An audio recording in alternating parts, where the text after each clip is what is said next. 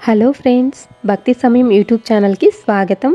ఈరోజు వీడియోలో కార్తీక మాసంలో ఏమి చేయాలో, ఏమి చేయకూడదో, అలానే ఈ మాసంలో ఏ తిథిన ఏ దేవుణ్ణి పూజించాలి, ఏ దానాలు ఇవ్వాలో, ఏ మంత్రాన్ని పఠించాలో, ఎలా ఆచరిస్తే మంచి ఫలితాలు కలుగుతాయో తెలుసుకుందాం. అయితే దానికన్నా ముందు ఇప్పటి వరకు మన భక్తి సమయం యూట్యూబ్ ఛానల్ని ఎవరైతే సబ్స్క్రైబ్ చేసుకోలేదో వారు సబ్స్క్రైబ్ బటన్ని క్లిక్ చేయండి. అలానే ఆ పక్కనే ఉన్న బెల్ సింబల్ని కూడా ట్యాప్ చేసి ఆల్ అనే ఆప్షన్ని సెలెక్ట్ చేయడం వల్ల నేను అప్లోడ్ చేసే కొత్త వీడియోలన్నీ కూడా మీకు నోటిఫికేషన్ రూపంలో వస్తాయి. ఇక వీడియోలోకి వెళ్దాం. ఈ 2025 సంవత్సరంలో కార్తీక మాసం అక్టోబర్ 22వ తేదీన ప్రారంభమై నవంబర్ 20న ముగుస్తుంది. కార్తీక మాసం అనగానే మనకి ఏం గుర్తొస్తాయి? దీపాలంకరణ, నదీ స్నానములకు, వివిధ వ్రతములకు, వనభోజనాలకు, ఇంకా మరెన్నో వాటికి శుభప్రదమైనది. ఈ కార్తీక మాసము తెలుగు సంవత్సరంలో 8వ నెల పౌర్ణమి రోజున కృత్తికా నక్షత్రం అనగా చంద్రుడు కృత్తికా నక్షత్రంతో కలిసిన రోజు కనుక ఈ నెలకు కార్తీక మాసం అనే పేరు వచ్చింది. ఈ నెల శివుడు విష్ణువు ఇద్దరి పూజ కొరకు చాలా పవిత్రమైనది. స్కాంద పురాణంలో చెప్పబడినట్లుగా కార్తీక మాసానికి సమానమైన మాసము, సత్యయుగంతో సమానమైన యుగము, వేదములతో సమానమైన శాస్త్రము, అలానే గంగానది వంటి ఇతర నది ఏదీ లేదు. ఇంకా ఈ కార్తీక మాసంలో ఏమి చేయాలో ఏమి చేయకూడదో ఇప్పుడు తెలుసుకుందాం. ప్రతిరోజు బ్రహ్మ ముహూర్తంలో అనగా వేకువజామునే 4 గంటలకు నిద్రలేచి తలస్నానం చేయాలి. అలానే ప్రతిరోజు సాయంత్రం దీపం వెలిగించి పూజ చేయాలి. ఇంకా ప్రతిరోజు కార్తీక పురాణ పఠనం లేదా శ్రవణం చేయడం వల్ల విశేష ఫలితాలు కలుగుతాయి. రోజుకొక అధ్యాయం చొప్పున చదవండి. ఈ కార్తీక పురాణానికి సంబంధించిన ఆండ్రాయిడ్ అప్లికేషన్ లింక్ డిస్క్రిప్షన్ బాక్స్లో ఇస్తున్నాను. ఇన్స్టాల్ చేసి చదువుకోండి. తరువాత పవిత్ర దినాలుగా భావించే కార్తీక సోమవారాలు, కార్తీక పౌర్ణిమ, కోటి సోమవారాలు రోజుల్లో ప్రసాదం తయారు చేసి నైవేద్యంగా సమర్పించాలి. ఇంకా మిగిలిన రోజుల్లో పండ్లను కూడా ప్రసాదంగా సమర్పించవచ్చు. ఈ నెల మొత్తం ఉల్లిపాయలు, వెల్లుల్లిపాయలు, మాంసాహారం తినకూడదు. దీపం వెలిగించడానికి తప్ప మరే పనికి నువ్వుల నూనె వాడకూడదు. అలానే మినప్పప్పు తినకూడదు. ఈ 30 రోజుల పాటు రోజుకు ఒక పూట మాత్రమే భోజనం చేయాలి. మనం రాత్రిపూట అల్పాహారం తీసుకోవచ్చు. ఇలా నెల మొత్తం చేయలేని వాళ్ళు కనీసం కార్తీక సోమవారాలు, కార్తీక పౌర్ణమి, కోటి సోమవారం లాంటి శుభదినాల్లో అయినా దీన్ని తప్పక పాటించాలి. ఇవన్నీ తప్పనిసరిగా చేయాలని ఏమీ లేదు, కానీ చేస్తే అపారమైన ఆధ్యాత్మిక సంపద లభిస్తుంది. ఇక కార్తీక మాసంలో చేసే వివిధ పూజల గురించి వివరణ ఇప్పుడు తెలుసుకుందాం. ఈ మాసంలో ప్రతి తిథికి ఒక ప్రాముఖ్యత ఉంటుంది. ఇప్పుడు మనం మొదటి 15 రోజుల్లో ఏ తిథిన ఏం చెయ్యాలి, దేన్ని ఆచరిస్తే మంచి ఫలితాలు కలుగుతాయో తెలుసుకుందాం. కార్తీక మాసం మొదటి రోజు కార్తీక శుద్ధ పాడ్యమి. ఈ రోజు తెల్లవారుజామునే లేచి స్నానం చేసి శివుడు లేదా విష్ణు ఆలయానికి వెళ్లి పూజ చేసి కార్తీక వ్రతాన్ని నిర్విఘ్నంగా చేసేటట్లు అనుగ్రహించమని ప్రార్థించి సంకల్పం చెప్పుకొని ఆకాశ దీపాన్ని కూడా సందర్శించుకోవాలి. ఇక ఈ పాడ్యమి రోజు పూజించాల్సిన దైవం స్వదా అగ్ని. ఓం జాతవేదసే స్వదాపతే స్వాహ అనే మంత్రాన్ని జపించాలి. నెయ్యి, బంగారం వంటివి ఈరోజు దానం చేయాలి. అలానే ఉల్లిపాయ, ఉసిరికాయ, చద్ది, ఎంగిలి వస్తువులు, చల్లని వస్తువులు తినకూడదు. ఇలా చేయడం వలన తేజోవర్ధనం కలుగుతుంది. తరువాత కార్తీక శుద్ధ విధియ లేదా కార్తీక శుద్ధ ద్వితీయ. ఇక ఈరోజు పూజించాల్సిన దైవం బ్రహ్మ. ఓం గీష్పతయే విరించియే స్వాహ అనే మంత్రాన్ని జపించాలి. ఈరోజు కలువ పూలు, నూనె, ఉప్పు లాంటివి దానం చేయాలి. తరిగిన కూరగాయలు లాంటివి ఈరోజు తినకూడదు. ఇలా చేయడం వల్ల మనస్సు స్థిమితం ఏర్పడుతుంది. అంతేకాకుండా ఈ పవిత్రమైన రోజున సోదరుడు తన సోదరి ఇంటికి వెళ్లి ఆమె వండిన ఆహారాన్ని తిని ఆమెకు ఆశీర్వాదాలతో పాటు బహుమతులు కూడా అందించాలి. ఇలా చేసేవారికి యమగండం తప్పుతుందంటారు. యముడికి, యమునకు ఇటువంటి సోదర ప్రేమ నడిచిన విధియ కాబట్టి యమద్వితీయ అనే పేరు వచ్చింది. అలానే సోదరీ సోదరుల ఆప్యాయత అనుబంధాలకు అద్దం పట్టే ఒక సాంప్రదాయం కనుక భగినీ హస్త భోజనంగా పిలువబడుతుంది. భగిని అంటే సోదరి, ఆమె పెట్టే భోజనం కనుక భగినీ హస్త భోజనం అంటారు. ఈ పర్వదినానికి భాతృవిధియ అనే పేరు కూడా ఉంది. ఇక తరువాత కార్తీక శుద్ధ తదియ. ఈ రోజు పూజించాల్సిన దైవం పార్వతీదేవి. ఓం పార్వత్యై పరమేశ్వర్యై స్వాహ అనే మంత్రాన్ని జపించాలి. ఈ రోజు త్రిలోచన గౌరీ వ్రతం చేయడానికి శుభప్రదమైన రోజు. ఈ వ్రతం చేయలేని వారు కనీసం ఈ రోజున పార్వతీదేవికి కుంకుమార్చన కానీ పూజ కానీ చేయవచ్చు. అలానే ఈ రోజు ఉప్పుని దానంగా ఇవ్వాలి. ఈ రోజు ఉప్పు కలిసిన పదార్థాలు కానీ ఉసిరికాయ కానీ తినకూడదు. ఇలా చేయడం వల్ల శక్తి, సౌభాగ్యాలు మరియు ఐశ్వర్య ప్రాప్తి సిద్ధిస్తాయి. ఇక తర్వాత రోజు కార్తీక శుద్ధ చతుర్థి. ఈ రోజు పూజించాల్సిన దైవం విఘ్నేశ్వరుడు. ఓం గం గణపతయే స్వాహ అనే మంత్రాన్ని జపించాలి. ఈ రోజునే మనం నాగుల చవితి అని కూడా అంటాము. నాగుల చవితి రోజున సుబ్రహ్మణ్యేశ్వర స్వామిని పూజిస్తారు. ఈ రోజు ఆవు పాలు పుట్టలో పోసి నాగపూజ చేసి చలిమిడి, చిమ్మిలి అనగా నువ్వులతో చేసే పదార్థం, అలాగే అరటి పళ్ళు, తాటి బుర్రగుంజు, తేగలు మొదలైనవి నివేదన చేస్తారు. ఇలా చేయడం వల్ల దీర్ఘాయువుతో పాటు ఆరోగ్య ప్రాప్తి కూడా కలుగుతుంది. నాగుల చవితిని పురస్కరించుకొని వినాయకుడికి, సుబ్రహ్మణ్యేశ్వర స్వామికి పూజలు చేయాలి.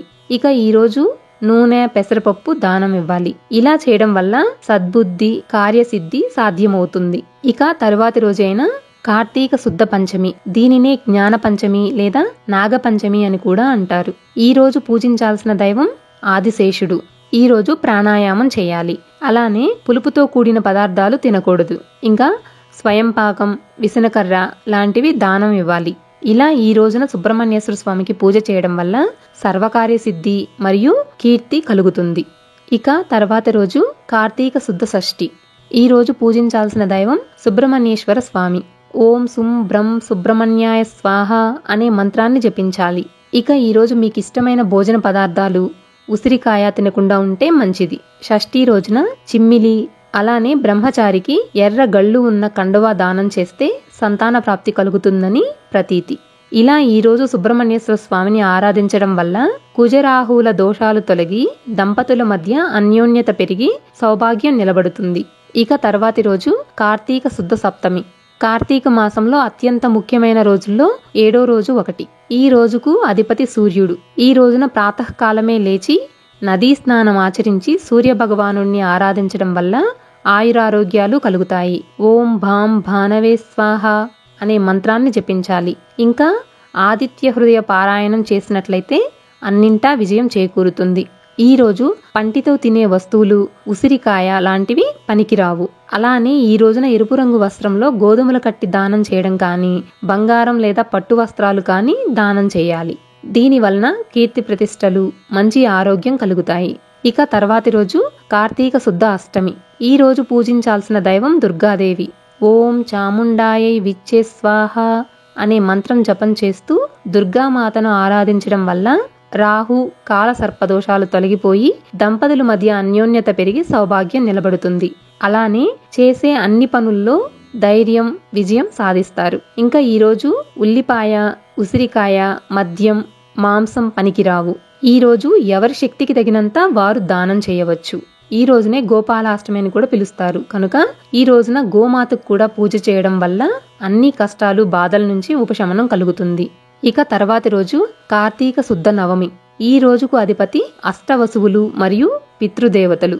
ఓం అమృతాయ స్వాహ పితృదేవతాభ్యో నమః అనే మంత్ర జపం మంచిది.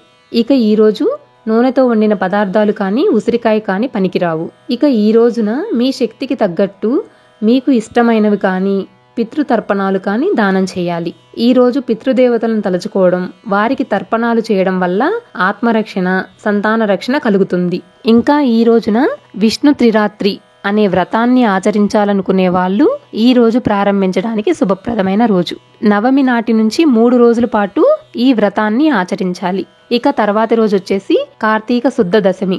ఈ రోజు పూజించాల్సిన దైవం దిగ్గజాలు. ఓం మహామదేవాయ స్వాహ అనే మంత్రాన్ని జపించాలి. ఇక ఈరోజు గుమ్మడికాయ, నూనె, ఉసిరి లాంటి పదార్థాలు వాడకూడదు. అలానే ఈ రోజున గుమ్మడికాయ కానీ, స్వయం పాకం కానీ, నూనె కానీ దానం చేయాలి. ఫలితంగా యశస్సు, ధనలాభం కలుగుతాయి. ఇంకా ఈ రోజు విష్ణుమూర్తిని ప్రార్థించడం వల్ల అన్ని అడ్డంకుల నుండి ఉపశమనం కలుగుతుంది. ఇక తర్వాతి రోజు వచ్చేసి కార్తీక శుద్ధ ఏకాదశి. ఈ ఏకాదశికే బోధన ఏకాదశి అనే పేరు ఉంది. ఈ రోజున ఉపవాసం ప్రారంభించి మరుసటి రోజు అనగా ద్వాదశి నాడు ఉపవాసం విరమించాలి. ఇలా ఉపవాసం చేయడం వల్ల చేసే ప్రతి పనిలోనూ విజయం కలుగుతుంది. ఈ రోజుకు అధిపతి శివుడు. ఓం రుద్రాయ స్వాహ, ఓం నమః శివాయ అనే మంత్రాలను జపించాలి. ఇక ఈ రోజున శివారాధన, శివుడి వద్ద నువ్వుల నూనెతో దీపాలు వెలిగించి పంచామృతంతో అభిషేకం చేయాలి. దీని వలన ధనప్రాప్తి, ఉద్యోగమునందు పదవులేమైనా ఆశిస్తే అవి కూడా లభిస్తాయి. ఈ రోజు పులుపు పదార్థాలు మరియు ఉసిరికాయ లాంటివి తినకూడదు. అలానే ఈ రోజున విభూది పండ్లతో పాటు మీ శక్తి కొద్దీ ధనాన్ని దానం చేయాలి. ఇక తర్వాత రోజు వచ్చేసి కార్తీక శుద్ధ ద్వాదశి. దీనినే క్షీరాబ్ది ద్వాదశి అని కూడా అంటారు. ఈ రోజు పూజించాల్సిన దైవం భూదేవి సహిత శ్రీ మహావిష్ణు లేక కార్తీక దామోదరుడు. ఈ ద్వాదశి కార్తీక మాసంలో అత్యంత పవిత్రమైన రోజు మరియు మహావిష్ణువుకు ప్రీతికరమైన రోజు. ఈ రోజునే విష్ణువు తన యోగ నిద్ర నుండి మేల్కొంటాడు. ఓం భూర్భువః విష్ణవే వరాహాయ కార్తీక దామోదరాయ స్వాహ అనే మంత్రాన్ని జపం చేయాలి. ఇక ఈరోజు ఉప్పు, పులుపు, కారం, ఉసిరికాయ పనికిరావు. పరిమళ ద్రవ్యాలు, స్వయం పాకం, రాగి, దక్షిణ దానం ఇవ్వాలి. ఇలా చేయడం వల్ల బంధ విముక్తి, జ్ఞానం, ధనధాన్యాలు కలుగుతాయి. అంతేకాక ఈ రోజున క్షీరాబ్ద ద్వాదశి వ్రతం ఆచరించి తులసి మొక్కలో ఉసిరి కొమ్మని పెట్టి మహావిష్ణువును ఎవరైతే ఆరాధిస్తారో వారి సర్వ పాపాలు తొలగి శుభాలు కలుగుతాయి. ఇక తర్వాతి రోజు వచ్చేసి కార్తీక శుద్ధ త్రయోదశి. ఈ రోజు పూజించాల్సిన దైవం మన్మధుడు. ఓం శ్రీ విరిసిరాయ నమః స్వాహ అనే మంత్రాన్ని జపించాలి.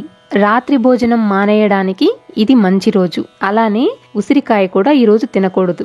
మల్లెపూలు, జాజిపూలు వగైరా పువ్వులు మరియు వనభోజనం దానం చేయాలి.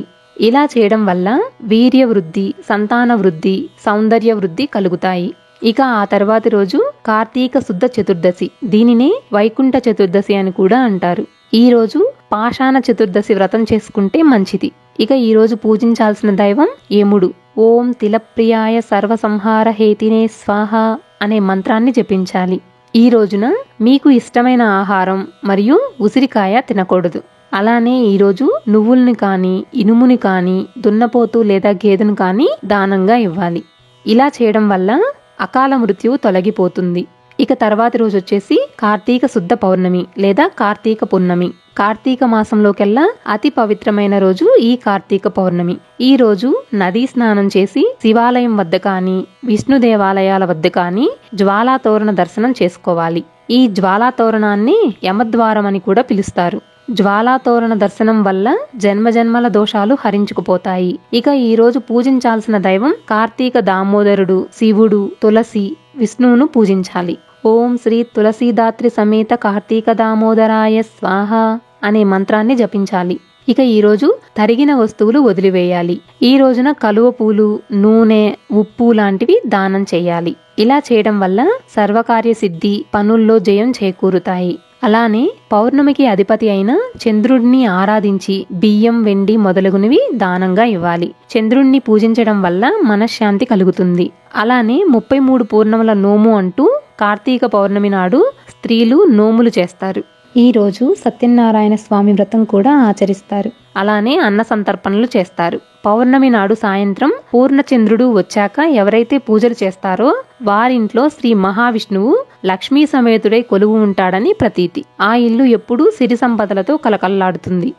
ఇదండి కార్తీక మాసంలో మొదటి 15 రోజుల్లో ప్రతిరోజు ఒక్కో రకమైన దేవతను ఒక్కో రకమైన పూజా విధానంతో పూజించి దానాలు చేయడం వల్ల ఆ భగవంతుని కృప లభిస్తుంది. మీకు బీజాక్షర మంత్రాలను పలకడం ఇబ్బందిగా ఉంటే శివ పంచాక్షరి, విష్ణు అష్టాక్షరి జపం చేయండి.